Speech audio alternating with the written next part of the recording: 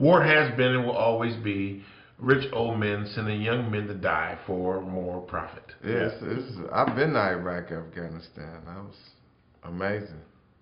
Really? Were the troops happy to see you over there? Oh yeah, they were happy. They were happy to see anybody. Yeah. I mean, we don't have to go out there. We get to come in here today. All right. No, true story. I was in Afghanistan and a soldier came up to me after the show and he was crying, and there was no alcohol, so it wasn't a drunk cry. He was just like, you know, thanks for coming for 2.5 hours. You guys made me forget where I was at, you know. So it was beneficial. I stayed in one of Saddam Hussein's palaces. Yeah, man, he was doing it, man. I climbed up, I was taking shit out the chandelier. I got souvenirs. I was taking shit, yeah, because then the soldiers said, man, when they first invaded and they took over, man, all the soldiers, they was taking everything. So I said, well, let me take some shit. I still got pieces of shit. I climbed all up. I got towels. I got all kind of shit from I went to Iraq, entertained the troops, did a little looting, got back to LA. I got one towel. Good. I love America. I took a ride. I took everything. I got silverware. I bet you shagged. It ain't like I was going back to Iraq. Yeah. I had to get. Saddam don't need that shit no more. Yeah. Can I say some somber shit? Sure. Yeah. Sure. My uncle was a Vietnam veteran, and he re-enlisted after 9/11. And from what I've heard, because he was worried that the kids fighting the war right now did not have enough experience. Devoutly Catholic. The only piece of religious icon I have anywhere in my possession, actually, is his pen with a little rosary on it. Because he died in Afghanistan. Damn. So I keep that around to remind myself that religious people are not all fucked up. One thing. But then the flip side of that coin is that he died by a suicide bomber, IUD roadside combination hit. How old was he when he went there? He was almost 60 when he died. He was the oldest on our side in either conflict that lost. You know what? I met guys, like when I went over there, I met some guys that had been to Vietnam, like who were in the reserves, and they got them back. And I was like, I mean, these guys had grandkids and all this. I'm like, damn. I didn't know which was sadder, the 19-year-olds or the 50-year-olds, 50s. I was like, this is crazy. So, yeah, I had really forgot that, there were soldiers like that. I met some of them. It took him like a year finding loopholes in the system for them to let him back into active duty. It was guys, I met guys who had kids that was older than me, and they over there in the war. I was like, what the fuck, how did this happen? Yes, it's really different. Yeah, it's not always that left liberal stance. When people get all left liberal in comedy a lot, you hear that, or just especially young college, fuck the army entirely, blah, blah, blah, blah. It's not always that black and white. No.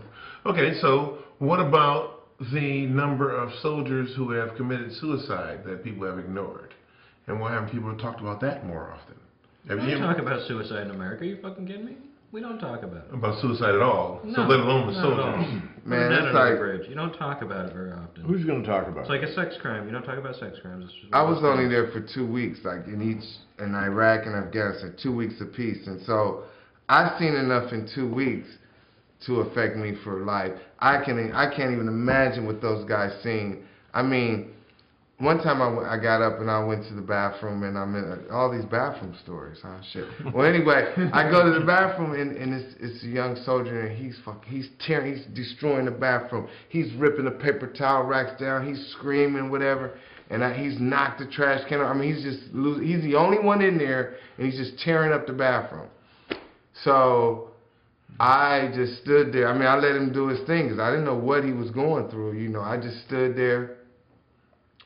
And he finally calmed down, and he seen me standing there, and it was just me, and he wanted someone to talk to, and he said he had just found out that his best friend in his same platoon was dead, so that's why he was losing his mind. It's like, and that that gave me like, man, these kids are over going through serious shit. It's like I even seen people go home that were dead. Like one day I was taking a nap.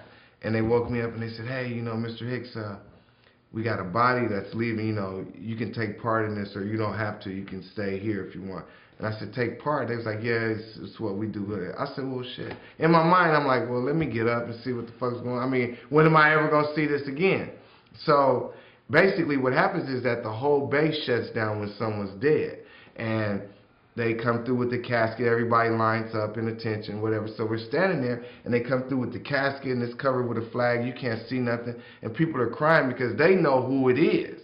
I don't know anything. But at that moment, I was like, damn. I mean, I felt like I knew that person, even though I never seen them, don't know anything. And so then they go through with the casket, so I turn to walk away.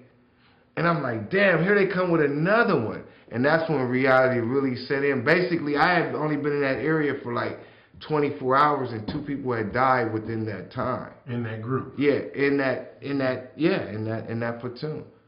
And like I said, I was just watching the sun. They were crying this and that, because like I said, they know who it was. And I'm like, wow, this is deep here.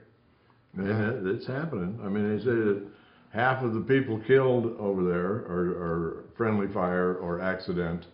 You know, somebody kills them accidentally.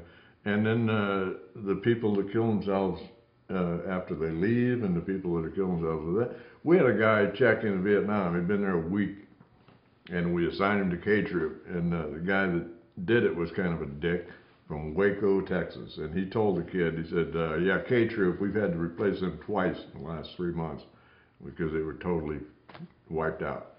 This kid went and got his gun, went out behind the shitter, and shot himself. Killed himself. It's not funny, but he wasn't even there. No, it was the pressure was so fucking intense already that he didn't even want to face it. It was just like, you know, boom. Wow. Fuck it. And a lot of these people, I mean, they snap. They're kids. They're children, man. You get into a war zone, like you see, it ain't like in the movies. It ain't like on TV. Real. It's fucking hot and it's shitty, and the people are trying to kill you, and it bums you out. It's a buzzkill. And they didn't have any good drugs there at all. I mean, in Vietnam, we had good weed. They had nothing. Yeah, at least they had, over there, they ain't got nothing in Afghanistan. Afghanistan.